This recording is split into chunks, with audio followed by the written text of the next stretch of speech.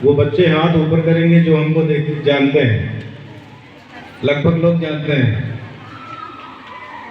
मैं आपके क्षेत्र का पत्रकार हूं, मेरा नाम हिमांशु त्रिपाठी है और मैं यही चाहता हूं कि आप लोग एक प्रगति के पथ पर हमेशा आकर्षित रहते रहें। आए हैं आप लोगों के बीच 2 मिनट की कहानी है, उस कहानी को बहुत ध्यान से सुनिएगा और वो कहानी आपको हर जगह काम आएगी। जंगल की कहानी है। जंगल की कहानी अगर होगा तो शेर की जरूर चर्चा होगी।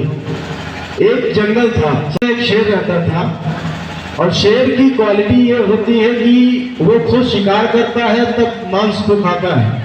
शेर जो है दूसरे के जूठे मांस को खाना पसंद नहीं करता है, अगर वो बहुत मजबूर लाचार ना हो तो। एक जंगल में एक शेर रहता था। शेर धीरे धीरे बुढ़ा हो गया और जब शेर बुढ़ा हो गया तो शिकार उसको मिलना नहीं लगे।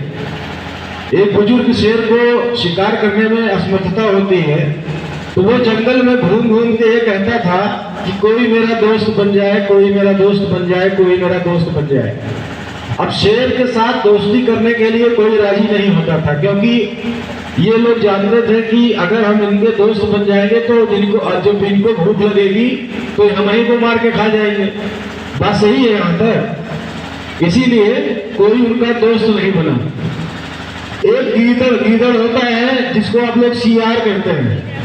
एक गीदड़ ने कहा, गीदड़ अपने आप को बड़ा समझदार समझता है, होता है सबसे बेवकूफ जानवर, लेकिन गीदड़ अपने आप को सबसे समझदार समझता है। एक गीदड़ ने कहा कि हाँ, हम आपकी जो है दोस्ती को स्वीकार करेंगे। तो शेर ने कहा कि एक हमारी शर्त है, हमारी शर्त अगर आप मानोगे तभी हम आपको अपना दोस्त मानेंगे। तो शर्त ये थी कि शेर ने कहा कि हम जितनी बातें आपसे कहें सभी बातों पे केवल आपको कहना है हाँ महाराज आप सही कह रहे हैं, गलत नहीं कह रहे हैं। जो भी मैं आपसे कहूं आप यही कहिए कि हम सही कह रहे हैं, गलत नहीं कह रहे हैं। गीदड़ ने कहा इसमें कौन सी बड़ी बात है, आप जो भी कहिए सब सही हो। तो शेर ने कहा गीदड़ से जाओ पता करो जंगल में शिकार कहाँ है। अब गीदड़ निकल गया जंगल में शिकार को पता करने के लिए। एक तालाब के किनारे हिरन के कुछ बच्चे टेढ़ा कर रहे थे, पानी पी रहे थे और घास को चर रहे थे। गीदड़ आया, शेर को बचाया। बच्चे वहां पे क्रीड़ा कर रहे हैं, हिरन के बड़े अच्छे अच्छे बच्चे हैं। चलिए महाराज वहां शिकार किया जाए, शिकार वहां से आप करेंगे तो आपको जो है शिकार मिल जाएगा। तो गीदड़ और शेर दोनों लोग शिकार के लिए निकल पड़े। तो गीदड़ से, जबकि शेर ने पहले कहा ही था कि जो जो मैं कहूंगा वो सही होना चाहिए, वो सही आप कहोगे। तो गीदड़ ने कहा कि हाँ बिल्कुल हम सही कहेंगे। तो शेर ने कहा देखो मेरी आंखें लाल हो रही हैं। अब आपको बता दें, जब शेर शिकार के मूड में होता है तो उसकी आंखें लाल हो जाती हैं। तो गीदड़ ने तुरंत कहा हाँ महाराज मेरी आपकी आंखें लाल हो रही हैं। तो कहा शेर ने क्या मेरी पूंछ मेरे गर्दन तक आ गई है। तो वो गीदड़ ने कहा हाँ महाराज आपकी पूंछ जो है गर्दन पे आ गई है। तो शेर ने कहा देखो मेरे मूंछ के बाल फड़फड़ा रहे हैं। तो गीदड़ ने कहा कि हाँ आपके मूंछ के बाल फड़फड़ा रहे हैं। उसके बाद गया, अटैक किया और हिरन के बच्चे का शेर ने शिकार कर लिया।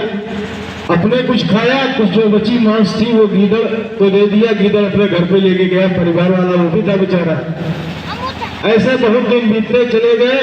तो एक दिन गीदड़ को यह समझ में आया कि ये बुढ़ा शेर है, बार बार हमसे कहता है कि ये करो वो करो वो करो, तो मैं अकेले ही कर सकता हूँ। जिस प्रकार से शेर जंगल घूम रहा था उस प्रकार से गीदड़ घूमने लगा, कोई मेरा दोस्त बन जाए, कोई मेरा दोस्त बन जाए। अब गीदड़ के साथ दोस्ती करने के लिए कौन तैयार होगा? सियार के साथ कोई दोस्ती करना चाहेगा? कोई नहीं दोस्ती उसका तैयार हुआ। कुछ दिन के बाद उसको एक कौवा मिला। कौवा जानते हैं जी? कौवा जानते हैं वो? कितने लोग कौवा देखे हैं? सभी लोग देखे हैं, वेरी गुड। के साथ जो है कौवे ने कहा कि हाँ मैं आपके दोस्ती के लिए तैयार हूं। अब कौवा बड़ा समझदार होता है। कौवा हमेशा समझदार होता है। आपने पढ़ा भी होगा कि जब घड़े में पानी नहीं था तो कौवा आके उसमें कंकड़ डालता था, पानी ऊपर हो गया, तब पानी उसने पी लिया। कौवा बड़ा समझदार होता है। तो सेम वही बात जो शेर ने गीदड़ से कही थी, वही गीदड़ ने कौवे से कहा कि जो जो मैं कहूंगा आपको सब कुछ कहना पड़ेगा कि हाँ यह चीज सही है, यह चीज सही है। तो कौवे ने कहा ठीक है, कह देंगे। गीदड़ ने कहा कि चलो जाके पता करके आओ शिकार कहाँ है। तो कौवा उड़ा और घूम के फिर से वापस आया, कहा कि नदी के किनारे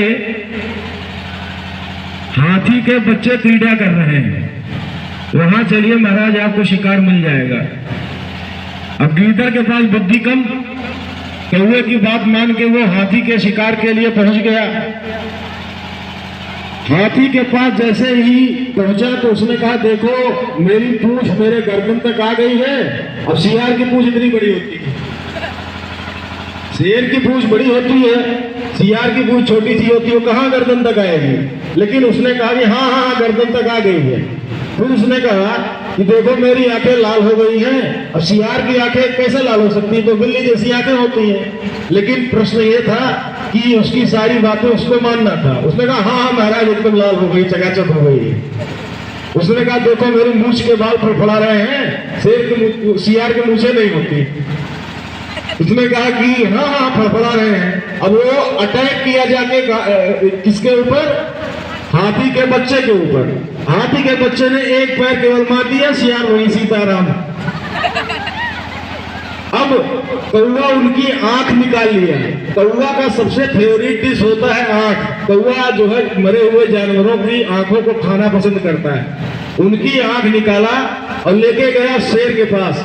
शेर से जाके कहा कि महाराज जिसको आप खोज रहे थे उसकी आंखें लेके मैं आया हूं। ये कहानी यही खत्म होती है।